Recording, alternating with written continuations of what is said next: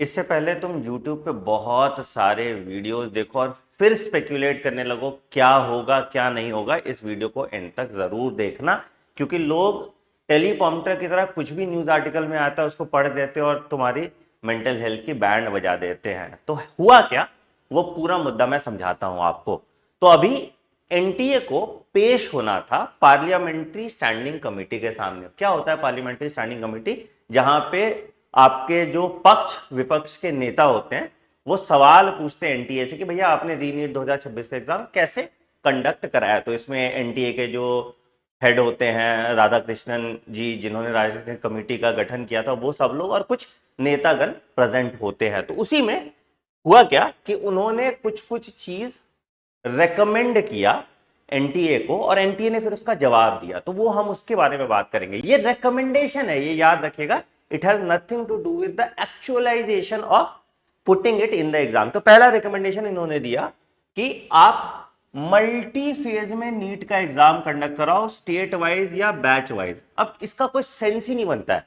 पहला पॉइंट है कि अगर स्टेट वाइज अगर आपने मल्टी फेज में नीट का एग्जाम कंडक्ट कराया तो हो सकता है किसी स्टेट का पेपर इजी आ जाए, किसी स्टेट का पेपर डिफिकल्ट आ जाए। दूसरा कि हर स्टेट में पढ़ने वाले बच्चों की संख्या अलग अलग है। जैसे मान लो कि राजस्थान में स्टेट में सबसे ज्यादा कंपटीशन होगा, इतने सारे कोचिंग इंस्टीट्यूट है। दिल्ली में सबसे ज्यादा कंपटीशन होगा, साउथ में तेलंगाना में सबसे ज्यादा कंपटीशन होगा, राइट। तो इसी कारण से ये मल्टी फेज नीट एग्जाम का रिकमेंडेशन दिया गया। बट क्या ये एक्चुअली हो सकता है? नहीं हो सकता है ना। State wise NEET exam conduct नहीं कराया जाता, ठीक है।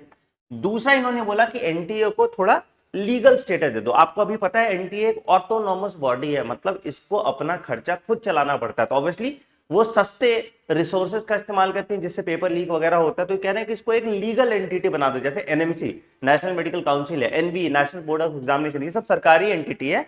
इसी तरह से एनटीए को एक लीगल एंटिटी बना दिया जाए, जो कि किया जा सकता है, इसमें कोई दिक्कत नहीं है, ये हो ही जाएगा मुझे लगता है, ठीक है। तीसरा इन्होंने जो रिकमेंडेशन दिया कि आप एमबीबीएस का एग्जाम, आयुष का एग्जाम और नर्सिंग के एग्जाम को अलग अलग कर दो। तो इस पे एनटीए के जो डायरेक्टर जनरल थे उन्होंने रिप्लाई किया कि ये पॉसिबल नहीं हो सकता, क्योंकि अभी सारे एग्जाम के रिजल्ट एक स्पेसिफिक नीट स्कोर पे होते हैं। तो अगेन ये रिकमेंडेशन चला गया, ये रिकमेंडेशन चला गया। चौथा इन्होंने बोला कि सीबीटी मोड को आप अगर इंट्रोड्यूस कर रहे हैं तो तभी इंट्रोड्यूस कीजिए जब भारत रेडी हो फॉर दैट डिजिटल इंफ्रास्ट्रक्चर। इस बात पे मैंने पहले भी आपको बोला था कि अगर सीबीटी मोड 2027 में आएगा तो स्टेट गवर्नमेंट्स उसको अपोज करेंगी, खास करके बिहार स्टेट गवर्नमेंट या ऐसे स्टेट जहां पे कंप्यूटर की उतनी पेनिट्रेशन नहीं है, तो उनके बच्चों को दिक्कत आएगी। और प्लस ये एग्जाम नेशन वाइड लेवल पे सिंगल मोड में कराना बहुत डिफिकल्ट था। तो अगेन यहां पे भी मैं बता रहा हूं, तो इन्होंने जवाब दिया कि इसका decision ministry of health and family welfare लेगा। तो इन्होंने साफ मेंशन किया कि अभी हमने सीबीटी मोड का कोई अनाउंसमेंट नहीं किया है। तो तुम बोलोगे सर ये सीबीटी मोड का चर्चा कहां से आया? तो हमारे एजुकेशन मिनिस्टर धर्मेंद्र प्रधान जी ने तभी मामला ठंडा करने के लिए बोल दिए थे कि नीट 2027 को हम सीबीटी मोड में करेंगे। बट अभी खबर यह भी आ रही है कि हमारे एजुकेशन मिनिस्टर ही चेंज हो जाएंगे। तो मेरा जो ये मानना है कि 2027 में सीबीटी मोड होने के चांसेस कम है, ये पेन पेपर मोड पे ही होगा, क्योंकि अभी एनटीए कोई ऐसा रिस्क नहीं लेगी जिसके कारण उनको फिर से नया कुछ बवाल झेलना पड़े, है ना। उनको अभी पेप लिख दिया मैंने, उनको अभी इस एग्जाम पे थोड़ा कॉन्फिडेंस आया। उन्होंने बोला कि हमने बहुत सिक्योरिटी चेक के साथ ये एग्जाम कंडक्ट कराया। हालांकि एक दो इंस्टेंसेस हुए हैं जिसको संज्ञान में लिया जा रहा है, बट द थिंग इज कि मेरा ये मानना है और ज्यादातर मुझे लगता है 90% चांस ये है कि एग्जाम सीबीटी मोड में कंडक्ट नहीं होगा, पेन पेपर मोड में ही आपको एग्जाम देखने को मिलेगा, ठीक है। तो कंक्लूजन पे आ जाते हैं भैया, कंक्लूजन क्या क्या है। तो क्या कंक्लूजन है, क्या नीट 2027 के लिए कोई मेजर चेंज आपको देखने को मिलेगा? जवाब है सिर्फ एक चेंज अगर हो जाए तो हो जाए, दैट इज सीबीटी। बाकी कोई और चेंज आपको देखने को नहीं मिलेगा। मतलब एज लिमिट, अटेम्प्ट लिमिट, बाकी सब कुछ सेम रहने वाले हैं। तो प्लीज अगर आप नीट 2027 की तैयारी कर रहे हैं तो फोमो से दूर रहिएगा।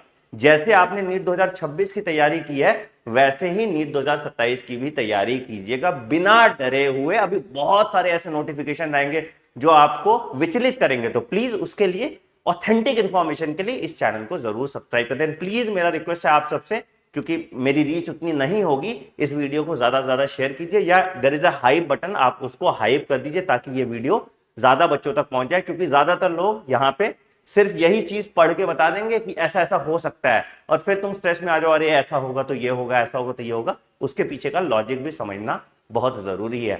आप मेरी बात से सहमत है या नहीं, कमेंट सेक्शन में जरूर बताइएगा। वीडियो पसंद आए तो वीडियो को लाइक कीजिएगा, चैनल को सब्सक्राइब कर दीजिएगा और बेल आइकन दबा दीजिएगा ताकि आप कोई नोटिफिकेशन मिस ना करें। एक और इंपॉर्टेंट चीज है बेटा, हमारा एक रेसिडेंशियल कैंपस चलता है जिसके बैचेस 10 जुलाई से स्टार्ट है। तो अगर आप इसी तरह से बिना डिस्ट्रैक्शन से मेरे गाइडेंस में पढ़ना चाहते हैं तो इस बैच में आप एनरोल कर सकते हैं। आप हेल्पलाइन नंबर है 9007002666, इस पे कॉल करके आप हमारे साथ एनरोल कर सकते हैं। Wish all the very best, take care, bye bye, have a great day, thank you.